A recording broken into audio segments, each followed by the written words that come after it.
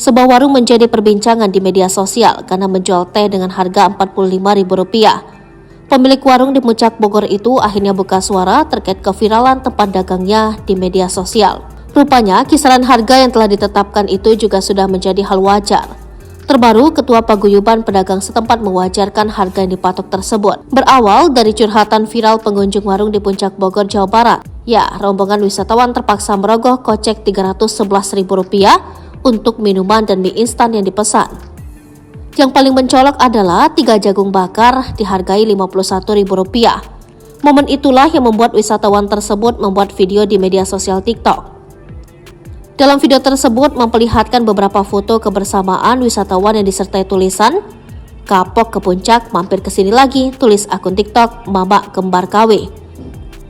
Pada akhirnya sang pemilik warung membongkar alasannya agar menurunkan harga makanan dan minuman meski disebut mahal. Pemilik warung berinisial I mengaku harga yang dikenakan kepada wisatawan tersebut terbilang normal. I menilai jika biaya yang dia tarifkan ke wisatawan merupakan hal wajar. Sedangkan pedagang itu kan dapat keuntungannya dari yang belanja. Kalau yang si pelanggannya di situ tidak bisa belanja, kan akhirnya dinaikkannya lah itu, ungkapnya. I menambahkan jika dia sengaja memasang tarif mahal karena wisatawan tak beranjak, padahal banyak pembeli lainnya. Lebih lanjut, I mengatakan jika wisatawan yang bersangkutan sudah niat untuk menginap di lapaknya, bawa selimut, bawa bantal, wajar nggak begitu dari jam 9 sampai jam 3 pagi katanya. Senada dengan pemilik warung tersebut, Ketua Paguyuban setempat memberikan tanggapan.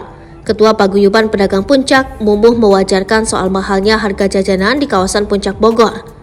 Menurutnya, viralnya pedagang yang mematok harga tinggi di Puncak Bogor sudah lumrah.